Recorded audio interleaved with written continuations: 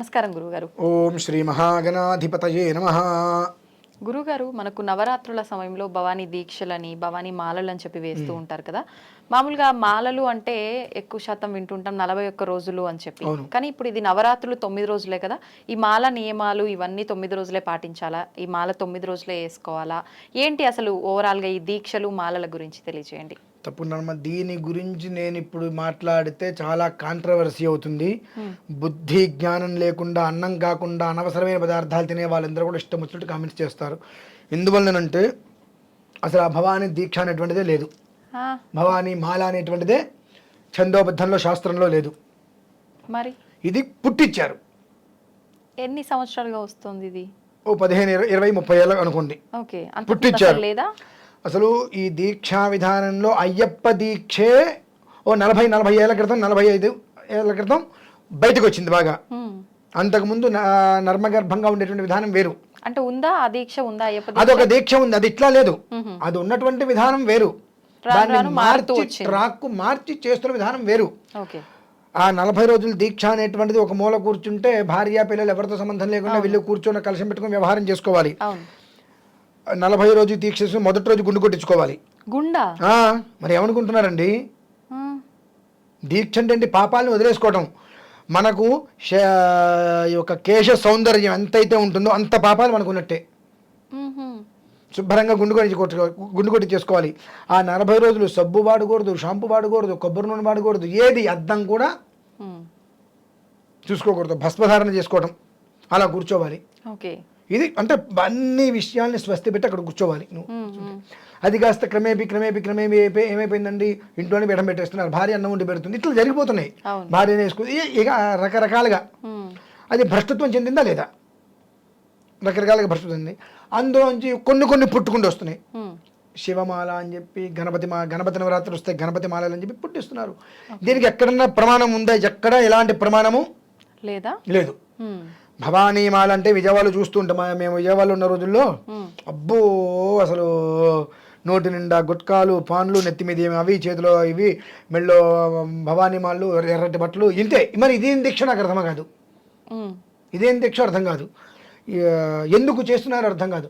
కొండ మీదకి వెళ్తారు, కిందకు వస్తారు, కృష్ణలో మునుతారు, బట్టలు తీసి ఇస్తే అవతల పడేస్తారు, మాలలు తీస్తే అవతల పడేస్తారు. ఇంతటి దానికి నువ్వు చేయటం ఎందుకు అంటే ఇదంతయు కూడా కేవలం వ్యాపారం కోసం పుట్టించినవి. వ్యాపార దృక్పథమే, వ్యాపారం కోసమే మినహాయిస్తే ఇంకొకటి లేదమ్మా. అక్కడ కనిపించట్లా. నీకు నిజంగా దీక్ష ఉంటే మనస్సుకు ఉండాలి దీక్ష. ఎవరికి? మనస్సుకి దీక్ష ఉండాలి. నేను భవానీ మాల వేసుకున్న, ఎర్రబట్టలు వేసుకున్నా కాబట్టి సిగరెట్ తాగకూడదు, ఎర్రబట్టలు వేసుకున్నా కాబట్టి మందు తాగకూడదు, దీక్షలో ఉన్నా కాబట్టి గుట్కాలు అన్నీ చేస్తూనే ఉన్నారుగా వేసుకొని. ఇక దీక్ష ఉంది అక్కడ.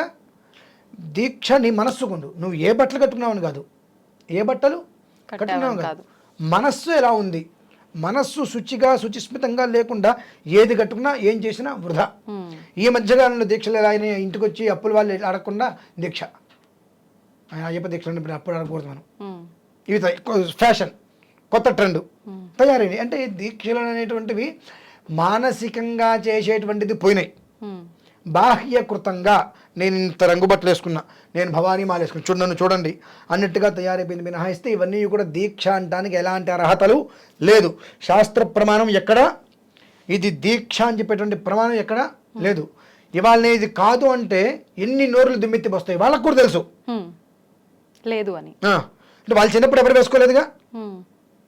వాళ్ళు చిన్నప్పుడు వాళ్ళ తాతగారు కానీ ముత్తాతగారు కానీ అదే విజయవాడలో ఉన్న వాళ్ళు ఎవరు వేసుకోలేదు. మరి వాళ్ళు కొత్తగా వేసుకుంటారంటే కొత్తగా పుట్టించారన్న విషయం వాళ్ళకి తెలుసు, కానీ అంతరాత్మ ఒప్పుకోదు. కానీ తప్పు లేదు కదా, ఇలాంటి పుట్టిన భగవంతుడు ఆరాధనలో ఉండాలనుకోవడం తప్పేనమ్మా. తప్పే. ఎలా తప్పు అవుతుంది? ఎందుకు తప్పు అంటే నువ్వు చెయ్యదలుచుకునేటువంటిది నీ మనస్సాక్షిగా చేసుకో. బట్టల్లో ఏముంది, నువ్వేం చేస్తున్నావు? బట్టలు కట్టుకున్నావు, 10వ రోజు అయింది, 9 రాత్రులు అయిపోయినాయి, ఏం చేస్తున్నావు? బట్టలను తీసుకెళ్ళి నువ్వు ఏం చేస్తున్నావు? ఏదో పక్కకు పెట్టుకునే వాళ్ళు కూడా ఉంటారు కదా, తీసి భద్రంగా తీసుకెళ్ళి కృష్ణలో అలా వదిలేస్తున్నావు. ఎన్ని వేలాడుతుంటుంది, నిలబడి తిరుగుతుంటే తెలిసిన బట్టలు మాలలు తీసేసి తీగల మీద వేసేస్తున్నావు. దేనికోసం చేసుకుంటున్నావు నువ్వు? అసలు నీ మనస్సులో లేని దీక్ష బట్టలు దేనికి? అసలు రెండు దీక్ష అనేటువంటిది శుక్లవాసం మీదే చెయ్యాలి. అంటే తెల్లటి వస్త్రాలు. అంటే దేనికోసం చేస్తాం మనం? మనస్సు శుచిగా ఉండాలి, మనస్సు ప్రశాంతతగా ఉండాలి, శాంతి ఉండాలి. ఏదైనా శాంతి అంటే ఏంటి? తెలుపు. ఉమ్. అమ్మవారి కదండి, రక్తవర్ణం మేము చేస్తాం, నిరుపు వర్ణం. రక్తవర్ణమాం సనిష్ఠా కూడా నప్రీతమానస. దీనికి దొంగ వెధవలందరూ కూడా రక్తవర్ణ అంటే అమ్మవారికి రక్తం అడిగింది, మాంసనిష్ఠ అంటే అమ్మవారి మాంసం అడిగింది అని చెప్పి పాపిష్ఠ వెధవలందరూ తీసుకొచ్చి తెచ్చారు. రక్తవర్ణము అని అంటే కుంకుమ పువ్వుని పాలల్లో కలిపితే వచ్చే వర్ణం. మాంసనిష్ఠ అంటే అల్లం రసం అనేటువంటిది. దాన్ని తీసేసి విషయ పరిజ్ఞానం లేని పాపిష్ఠ వెధవలందరూ తీసుకొచ్చి తెచ్చింది అదంతా. అమ్మవారికి జంతుబలి ఇవ్వాలి, మేకల్ని తీసుకుంటుంది, వాళ్ళు తీసుకుంటుంది చేసి నానా చండాలం చేసి పెట్టారు. అనుభవిస్తున్నారు ఇవాళ. అంటే శుక్లవాస రుద్రగణా. శుక్లము అనేటువంటిది శాంతికి చిహ్నం ఏంటండి? తెలుపు. తెలుపు. ఏ దీక్ష అనేది దేనికి చేస్తాం? శాంతియుతంగా ఉండాలి, ప్రశాంతత కావాలి చేస్తాం. మరి అది కావాలి. నువ్వు రక్తవర్ణం వేసుకుంటే నీకు ఉక్రోషం, ఉగ్రం నీకు వచ్చేస్తుంది. అదేంటంటే నువ్వు ఏ బట్టలు వేసుకున్నా నీ చేసేది నువ్వు మానట్లేదుగా, ఇంకెందుకు చేయటం? ముందు అసలు అవన్నీ విషయం కాదు. ప్రమాణం ఎందులో ఉంది? నవరాత్రులు 10 రోజుల్లో అమ్మవారి ఎర్ర బట్టలు కట్టుకొని నా భవాని దీక్ష వేసుకోండి అని చెప్పి ఏ ప్రమాణంలో ఉంది? ఏ గ్రంథంలో ఉంది? ధర్మశాస్త్రంలో ఉందా, ధర్మ సింధులో ఉందా, నిర్ణయ సింధులో ఉందా? ఏ గ్రంథంలో ఉంది? బయటికి తిండి చూద్దాం. మరి గుళ్ళో ఉండేటువంటి వేద పండితులు కానీ వాళ్ళందరూ కూడా దీని మీద ఎందుకు మాట్లాడరని అనిపిస్తుంది. ఇప్పుడు మీరు ఛానల్లో ఉద్యోగం చేస్తున్నారు, ఇందులో లోపాలు ఏదైనా ఉంటే మీరు బయటపెట్టగలరా? మీరని కాదు, ఒక సంస్థలో ఒక ఉద్యోగం చేసేవాళ్ళు అందులో ఏదైనా లోపాలంటే బయట పెడితే ఏమంటే వస్తారు, అతని మీద అందరూ కలిసి దుమ్మెత్తి పోస్తారు. పోయినా ఇప్పుడు అక్కడ వాళ్ళు ఇది కరెక్ట్ కాదు కదండి అంటే నీకెందుకు, నువ్వు చేసే ఉద్యోగం అంటే నువ్వు చేసుకో, ఇవన్నీ నీకు అవసరమా అంటే నోరు మూసి కూర్చోవాలి. అడగడం దేనికి, దెబ్బలు తింటాం దేనికి? నాలాంటి వాడు ఉంటాడు ఎక్కడో, నాకు ఇలాంటి పరిస్థితి వస్తే విజయనగరంలో నువ్వెంత నీ బ్రతకంత ఉద్యోగం రిజైన్ చేసి వచ్చాను. నేను ఎండోమెంట్ ఉద్యోగదారునండి, నేను గవర్నమెంట్ పోస్ట్ అది ఉద్యోగం. ఇలాంటిదే వచ్చింది. ఇదే దసరాలు లలితా సహస్రనామార్చనకి కుంకుమార్చనకి వస్తే చొక్కా వేసి కూర్చుంటే నేను చేయించాను అన్న. చేయించాల్సిందంటే సమస్య లేదు అన్న. నువ్వెంతంటే నువ్వెంత అని వచ్చింది. నేను చేయించాలంటే నువ్వు చొక్కా తీసి కూర్చో, ఇక్కడ ఉద్యోగం చేయాలంటే నేను చెప్పింది అన్నారు. నువ్వెంత, నీ బ్రతకంత, నీ ఉద్యోగం ఎంత, పావతలకని చెప్పి రిజైన్ చేసి వచ్చేసా బయటికి నేను. ఒక్క రీజన్తో. ఎందుకంటే నేను బ్రతకగలను, బయట నా వ్యవస్థ నాకుంది అనేటువంటి నమ్మకం నాకుంది. నీ దగ్గర నేను తలంచి నీ కాలు పట్టుకుని బ్రతకాల్సిన కర్మ నాకేంటి? నువ్వు చెప్పిందలా చేయడానికి అక్కడ భగవంతుడు ఉన్నాడు. భగవంతుడి దగ్గర ఆరాధనలు మేము చెప్పినట్టు చేయాలి. నువ్వెంతవరకు నీ అడ్మినిస్ట్రేషన్ నువ్వు చూసుకోవాలి. భగవంతుడి గురించి నీకేం తెలుసు? అసలు నీ బ్రతుక్కి ఏనాడైనా ఒక్క విధానాన్ని నువ్వు అనుసరించగలిగేవా? నీ బ్రతుక్కి తెలీదు. అటువంటి రెండోడే నా మీద శాసించడానికి అనే తత్వంలో నేనుంటా. అందులో ఉంటారని చెప్పలేము. కాబట్టి ఉద్యోగాలు చేసుకునే అంటే ఇది రీసెంట్గా కొత్తగా, అంటే మొదట ఒక 20 సంవత్సరాలు ఉద్యోగం చేసుకునే వాళ్ళు ఉన్నారు. వాళ్ళు ఏదైనా మాట్లాడితే దుమ్మెత్తిపోస్తారు. కాబట్టి అది నాకు సంబంధించిన విషయం కాదు కదా అని వీళ్ళ భారాన్ని వీళ్ళు చేసుకుంటూ ఉంటారు. ఎందువల్లంటే అనవసరంగా కెలికి పెద్ద చేసుకుంటే ఏమవుతుంది? పెంట అవుతుంది. పోనీ దాన్ని తీసేస్తారో తీరు, ఇప్పుడు చేసేటువంటి దాన్ని తీరు, అంతకంతా పెంచుకుంటూ ఉంటారు. అది వ్యాపార మార్గం అండి. వ్యాపారాన్ని సముదాయంగా అమ్మవారి యొక్క నవరాత్రుల్ని పూర్తిగా కూడా వ్యాపార మార్గంగా, సముదాయంగా, బిజినెస్గా మార్చివేశారు. ఈ ఎర్రబట్టలు కావచ్చు, మాలలు కావచ్చు, ఇవన్నీ కూడా అమ్ముకోవడమే కదండి అవి. ఓకే, అవునవును.